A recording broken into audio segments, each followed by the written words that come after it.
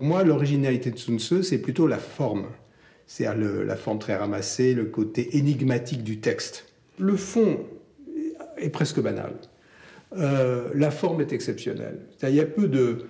L'éternité du texte vient à sa concentration même et à son caractère énigmatique. C'est-à-dire vous avez un texte de 5 mots qui vous oblige à décrypter et à analyser pendant des heures. C'est-à-dire que ce qu'un penseur occidental, dire Machiavel par exemple, raconte en 20 pages, c'est la même chose. Mais il faut 20 pages. Sun Tzu le fait en une ligne. D'une manière générale, la pensée de Sun Tzu est une pensée circulaire. Une pensée circulaire, on peut dire cohérente. Vous avez un principe central, qui est que la force n'est que le dernier recours, la ruse est supérieure à la force, et je m'adapte aux circonstances.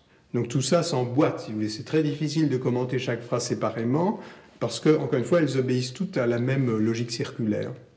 Sun Tzu fait partie des textes qui, en raison de leur ancienneté et de leur universalité, peuvent être lus pendant 2500 ans. Certains textes atteignent à l'universel, et c'est incontestablement vrai pour Sun Tzu. Bon.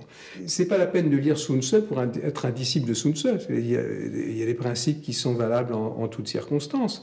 Et donc Sun Tzu nous pourvoit en vérités éternelles.